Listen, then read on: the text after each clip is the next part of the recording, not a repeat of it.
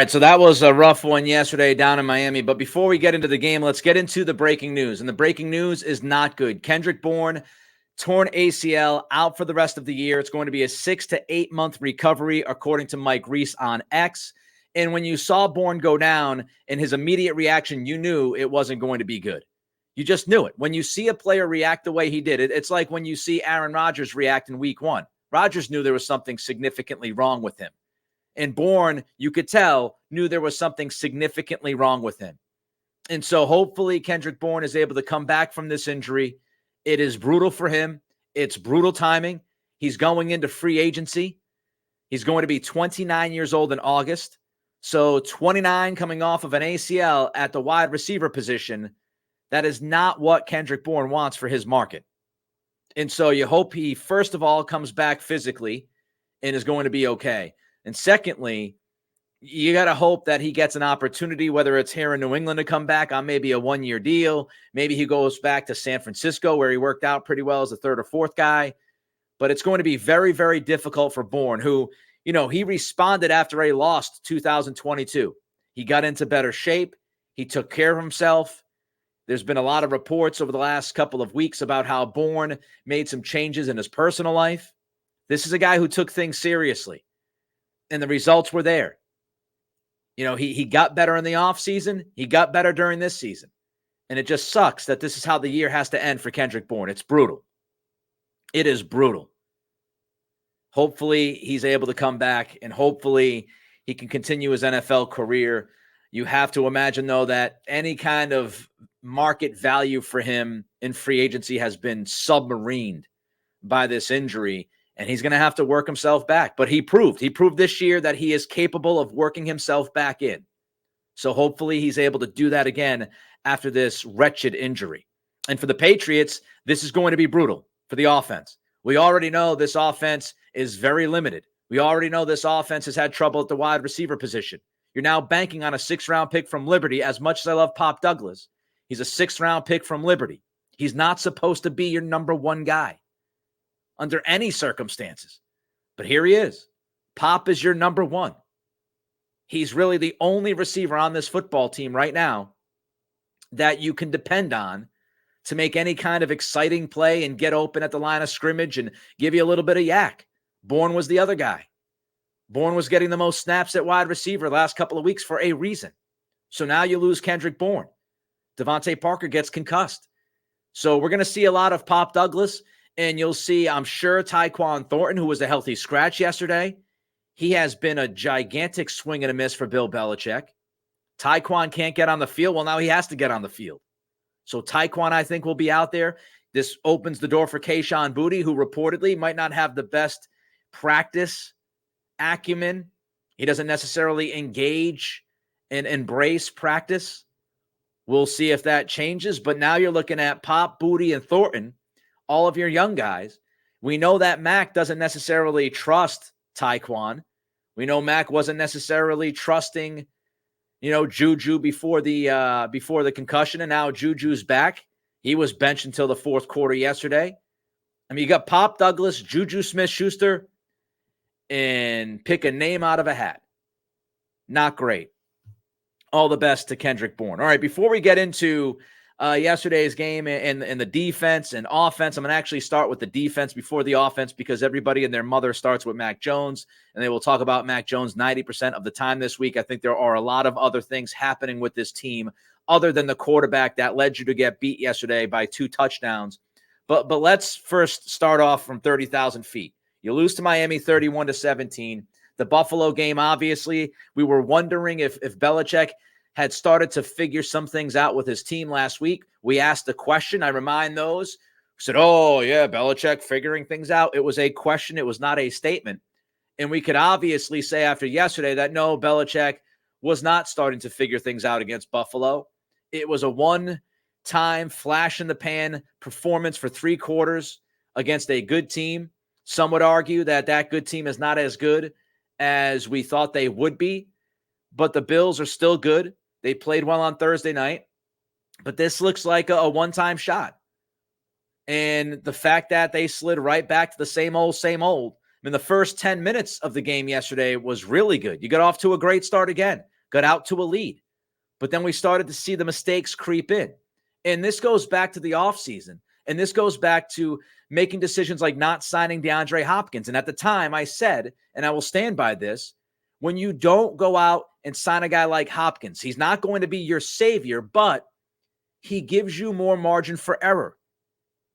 He gives you a little extra juice, right? And so this team remains a team that has almost no margin for error. It is tiny, tiny, tiny. I mean, they could not survive 2 mistakes from their quarterback. And I'm not telling you that Mac played great. We'll get to him later on. He wasn't good enough. But think about it. Watching the game, and I'm sure there were other mistakes that he made. I'm sure he missed a couple of other open receivers, whatever the case may be. It's tough to watch, the game on TV and get a full feel for how the quarterback played from beginning to end. But the 2 most glaring mistakes were the interception, and also he missed Parker on a 3rd down that would have extended the drive in the red zone. But this team is in position right now to not survive 2 mistakes from your quarterback. Compare that to Miami. Tua throws a pick. Terrible pick. Kyle Duggar comes up with it. Patriots score off of the pick. But what happens? Miami comes right back, takes a shot downfield, Tyreek Hill touchdown. Miami is capable. They're equipped to survive mistakes from their quarterback. The Patriots aren't. I mean, just think about this for a second. The quarterback throws a pick in the second quarter, and you feel and I feel like the game could be over at that point. In the second freaking quarter. It should not feel that way. It should, no matter how bad the pick was or where it was or what, it shouldn't feel that way. You have more than a half of football left, but because you have no margin for error, that interception in the second quarter feels like a death blow. Brutal. Post Brady, this team just is not good enough consistently to beat good teams. That's just how it is. So be prepared. I'm prepared for this team to find a way to win a couple of games moving forward because they're playing Washington at Gillette this weekend. Washington's not very good. They're probably going to trade some pieces at the deadline by tomorrow. You play the Colts in Germany. I think that game's a little bit more difficult than people think. Gardner Minshew is actually playing pretty well, but you've got the Colts in Germany. Then you have your bye week. Then you have the Giants. The Giants gave us the how-to book, how to lose a game in the final 30 seconds yesterday against the Jets. That was, my goodness, awful. Then you host the Chargers, and then you have the Steelers in Pittsburgh. This team, and this has been the case really for the last couple of years, and even if you go back to 2021, the brunt of their wins were against teams that weren't really good. This team is capable of beating teams that aren't good. They're capable of beating fellow mediocre to bad football teams. And I painted the worst possible scenario going back a few weeks ago, and I feel like we're inching towards that right now. And the worst possible scenario is you beat the Washingtons of the world, you beat the Giants of the world, and you crawl and limp your way to 6 or 7 wins. You don't beat any good teams after Buffalo. You get beat down by most of them, and you end up with, 6 wins and picking 8th or 9th instead of top 5 or 3. That's the worst possible scenario for this team. Now, maybe the injuries will change that, right? Even against the Washingtons and the Indianapolises and the New Yorks, even against those teams with Kendrick Bourne out and the way this offense is not clicking consistently, you're still going to have a tough time. But all I'm telling you is you have the opportunity to win those games. And at this point, when your talent is just so far off of teams like Miami, and it was so obvious yesterday again, that's not what you want to see. As a Patriots fan, it's fun to see wins, right? And last week's win against Buffalo gave you at least a sliver of hope that maybe they can get back to playing cleaner football against good teams. And then you get knocked right back down yesterday. So the hope meter, the hope rate, it was at 5% before yesterday. It's now at about 1% after yesterday. It's at an all-time low. Before Buffalo, it was 2%. So it's not good. This team is not good enough Post Brady. All right, don't forget to rate and review Apple Pods and Spotify. I appreciate every single one of you. If you're watching and listening on YouTube, give me that thumbs up. Every single thumbs up means an awful lot. It takes a second of your time, and I know you're busy, but it takes 1 second. And clicking that thumbs up, you can't imagine how much it means to the YouTube algorithm and helping this show build an audience. Also, don't forget to comment and subscribe, trying to hit 1,000 subscriptions by tomorrow night. We're about 70, 75 short of that. I appreciate every single one of you. All right, we'll get to Mac in the offense in a little bit, but I want to do things differently this time. I want to start with the defense. I didn't understand the plan against Tyreek Hill yesterday. I didn't get it. Now, I do understand that Jonathan Jones is not healthy. He was on the injury report. He's been banged up all year. And I understand that you might not want Jonathan Jones on Tyreek Hill exclusively during that game because Jones, his knee, his ankle, all of this stuff is going to slow him down. But on critical downs, I have no idea why you don't have Jonathan Jones on Tyreek Hill. We saw it, one of those plays that Tua tried to hit Hill in the end zone. Jonathan Jones was all over Hill. The pass actually hit him in the ass. Hit Jones right in the tuk-tuk because he was in position. And I don't know, in crucial downs, like third down and longs, which we'll get to in a minute, in the red zone, those kinds of critical junctures of the game, you have to have Jonathan Jones defending Tyreek Hill. Jones has done a fantastic job throughout his career in limiting Jones. But instead, you have J.C. Jackson out there. And J.C. Jackson got used and abused by Tyreek Hill. And you just go back to week 1 when Hill went off. Why did Hill go off against the Chargers? Because the Chargers had J.C. Jackson defending Hill. And you saw that from week 1, and you thought it was a good idea to line J.C. Jackson up across from Hill yesterday. Way too many times. It wasn't all the time, but it was way too many times. You're playing zone coverage off of Hill with Miles Bryant on a third down and long. Hill kills you. I didn't understand it. I didn't understand the situational play calls at times and how they defended Tyreek Hill. And third down, you want to talk about situational, absolutely freaking brutal. 3rd and 14, you give up 10 yards. That allows a 4th and short conversion eventually. 3rd and 14, you give up 13 yards, allows a 4th and short conversion eventually. 3rd and goal, J.C. Jackson, defensive pass interference. The officiating crew is awful. We'll get to that later, but I thought that call was the right call. J.C. Jackson tugged the back of the jersey of Hill at the top of his route. It's a DPI. That was on 3rd and goal. 3rd and 9, you give up 23 yards later in the game. And then you give up the back-breaking 3rd and 13 because Jelani Tavai misses a tackle, which was a huge issue against Buffalo last week. 3rd and 14, 3rd and 14, 3rd and goal, 3rd and 9, 3rd and 13. These are the kinds of situations that you have as a defense that create opportunity. But instead, the Patriots let Miami gain chunk yardage with those plays, and it allowed drives to continue, and it allowed the Dolphins to score multiple times. I don't care who's hurt. If you're looking at 3rd and 14, you can't give up 10. You can't give up 13 against that offense.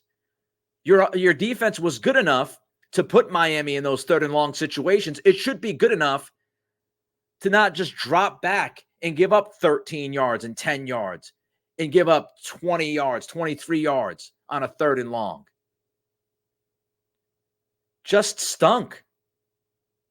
And not only that, when you think back to yesterday's game, the defense had an opportunity to stand up in critical times, help the offense out, and give this team a chance to win that game yesterday. Even after Mac's pick in the second quarter. I know everybody is shattered because of that interception, but even after that interception, remember, Miami comes out to start the 3rd quarter.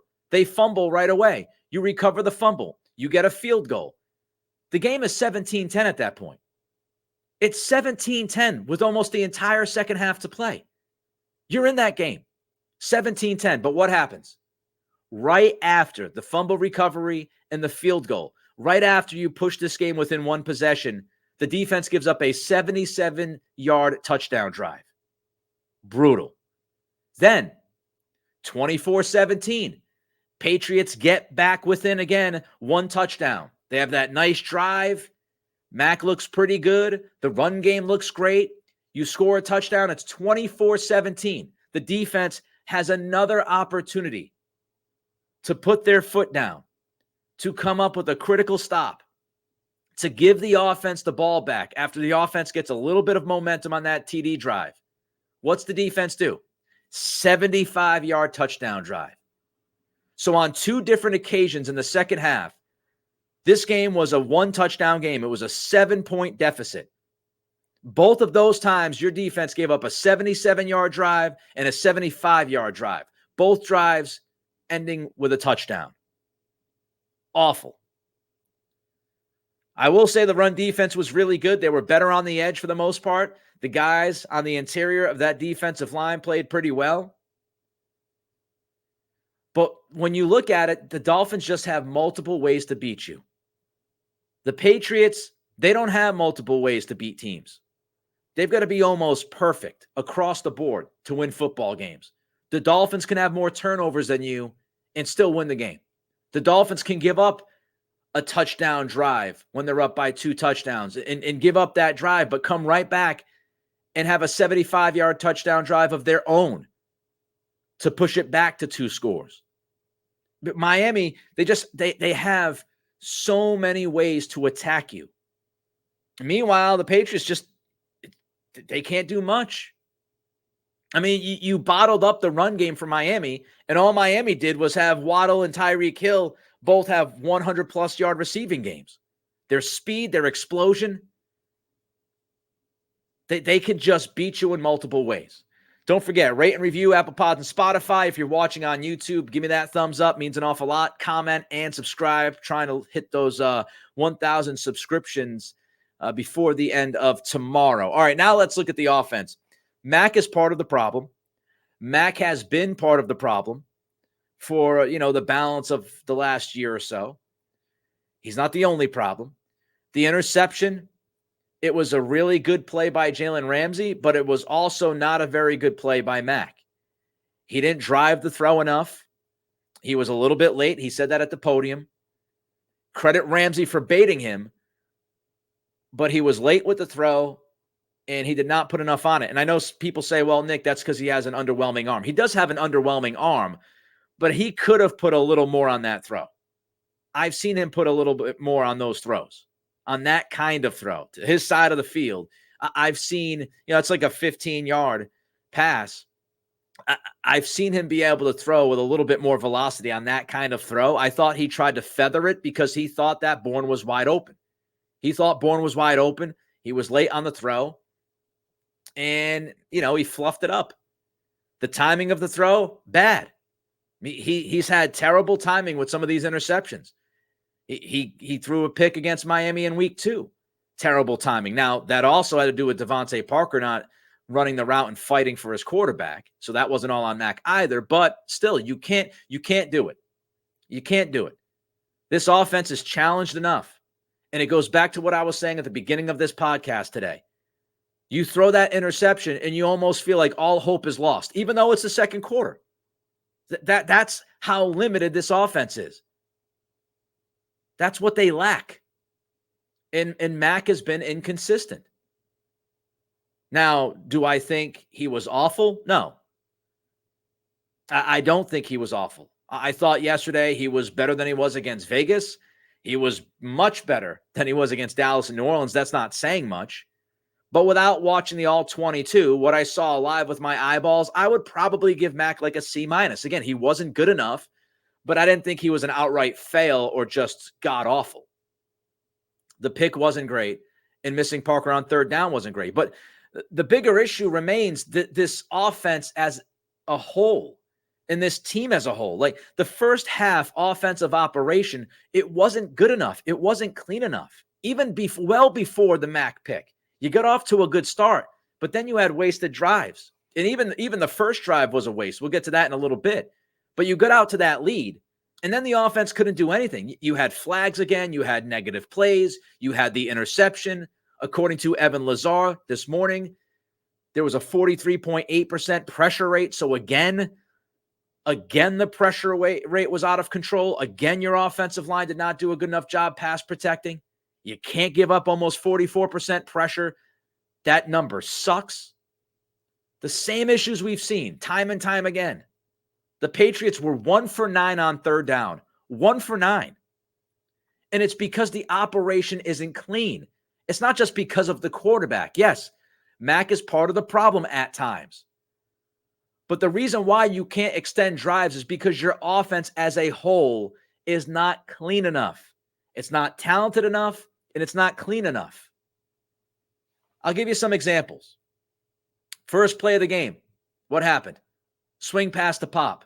Loses 4 yards. Right off the bat, you're looking at a 2nd and 14. Second play of the game, 2nd and 14. No margin for error for this offense. Wasted drive number 1. You're looking at a 3rd and 12 eventually. It's a waste. See you later. The second drive, 3rd and 3. Cole Strange completely misses a blitz up the middle. Wasted drive number 2. So your first 2 offensive drives went nowhere because of the lack of execution from your football team. First play of the game, Pop loses 4. Then you got a 3rd and 3 on the second drive, and Strange whiffs again on a blitz up the middle. Then you have a drive, 3rd and 4, touchdown to Kendrick Bourne. Good play. Mac was given time. Bourne had man-to-man coverage on a crosser. Mac hits him in stride. Nice rhythm play. Touchdown. Then you get to the third wasted drive. Kendrick Bourne gets called for a holding on 2nd down. 2nd and 18. Drive over. Your offense isn't good enough. It's not explosive enough. It's not talented enough. It doesn't execute at a high enough level to survive a 2nd and 18. 99% of the time, when you look at a 2nd and 18 for this offense, you're looking at a punt 2 plays later. That's just fact. So again, Kendrick Bourne hold on 2nd down, sets up a 2nd and 18. That's your third wasted drive of this game. Later on, Mac gets sacked on a 1st down. Eventually, you're looking at 3rd and 9. Wasted drive number 4. So 2 sacks and penalties. We've seen this movie before. And there were others. 3rd and 5, Mac missed Parker. That's on Mac. He gets sacked. You had the Devontae Parker hit. That wasn't called. Should have been easy helmet to helmet, defenseless receiver. Ref doesn't make the call. Now you're looking at 3rd and 10. Drive is over. It's just 3rd and 5 later on in the game. Mac gets sacked. Drive over. And you see this over and over and over again with this team. They have to stay on schedule. They have no 3rd down running back. Remember Brandon Bolden in 2021? How much of a difference that guy made for this offense? They don't have a 3rd down back. How many times did Brady get to throw to Falk and White and Vereen and Woodhead? They have no outlet on 3rd down. These 3rd and 3s, 3rd and 4s, 3rd and 5s, even those feel like 3rd and 12s because you don't have any safety outlet. You don't have a 3rd down back to throw to. Roster construction. Ty Montgomery, why is he even on the roster? Dude plays like 3 snaps every week. And Miami took away the quick hits. They played downhill. They played fast. First play of the game. Miami made a statement on that pop swing pass. That ain't going to work on us. It worked last week against Buffalo. That's not working on us this weekend. So they took a lot of those quick hit plays away. The run game stunk for 3.5 quarters. They finally got going on that touchdown drive in the 4th quarter, but they had 77 rushing yards yesterday. 38 of those 77 rushing yards came on that penultimate drive for the offense. There were 3 or 4 first down runs that went nowhere. First down run for a yard, 2nd and 9. First down run for a yard, 2nd and 9. First down run for 2 yards, 2nd and 8. Losing formula, losing football. They're still shuffling up front. I don't know if it was because of the weather. I don't know if it was due to injury, but Antonio Mafi subbed in for both City So and Cole Strange yesterday at guard. Not sure why. Meanwhile, DeAndre Hopkins has 3 touchdowns for the Titans yesterday. George Pickens, explosive 22-yard touchdown. Patriots can't stretch the field vertically. Their offensive line was back, giving up pressure yesterday consistently. Early down execution stinks, which leads to very difficult third down and long situations for an offense that already is limited. Your quarterback has an ill-advised interception at a terrible time. You get the point. Rate and review, Spotify, Apple Pods. Also, if you're watching, listening on YouTube, that thumbs up. I'll do a little thumbs up dance for you. Little thumbs up dance for you. Every single thumbs up means an awful lot. Your comments, love reading your comments. And subscribe. Trying to hit 1,000 subscriptions before Halloween tomorrow night. All right, just wrap up with some other things from the game. The officiating crew sucked. And I might have been a little bit more colorful on X if you follow me at Nick C Radio, which you can at Nick C Radio. The officiating crew was brutal. And they're not the reason why the Patriots lost, but they certainly did not help the matter. The ineligible men calls, they call one on Miami, and then they pick up the flag. They call one on the Patriots. That flag stays on the field and counts. The obvious missed call on the hit that Devontae Parker gets concussed on and has to leave the game. Clear as day. Illegal. Everybody sees it. Everybody knows it. They blow the call. That's a huge call in that situation. You could be in Miami territory with a first down. Instead, you're looking at 3rd and 10, your own territory. Good night, Irene. The forward progress whistle. Oh, they didn't blow the whistle. The play is live until the whistle blows. What are we doing? Forward progress, my ass. The Juju penalty. Juju got a penalty because he stood up after he hit the guy. Was he supposed to? Somebody on X posted at me. He was just supposed to lay next to the Dolphins player. And I said, snow angels. Do some snow angels, Juju. How is that a penalty? I mean, there were just a lot of bad calls. And it's not shocking because what was the narrative all week last week? The Dolphins got called for like 10 penalties and the Eagles got called for 0, I think. So you knew it was going to come around. Miami, no doubt, got the benefit of the whistle. Again, not the only reason the Patriots lost the game, but that certainly got in the way multiple times during that loss. Tyquan Thornton, healthy scratch. How can you have any optimism about this guy? I certainly don't. The door's wide open for him. If Kayshon Boutte and Tyquan Thornton can't make plays over the next 6-7 weeks, that's on them because the opportunity is going to be there. Parker's concussed. He's got a little bit of a history. I don't think you'll see him this week. I wouldn't be shocked if the Patriots just keep him on ice through the bye week. Bourne is gone. Juju was benched until the 4th quarter. So, I mean, the opportunity is there for the young receivers. Can one of those two guys show up like Pop has? Again, my hope rate, percentage there is down to 1%. Life support. My hope is on life support. 2-6. You got what, 9 games left? Again, there are a number of mediocre bad teams left on the schedule. So I wouldn't be surprised if this team can cobble together some wins. But the injuries, Judon, Gonzalez, Bourne, your roster isn't deep and talented as it is when you start off. And now you're just peeling off significant parts of the roster that you desperately need to win games, especially against good teams. I apologize as well because my against the spread picks this year, I'm 3-5.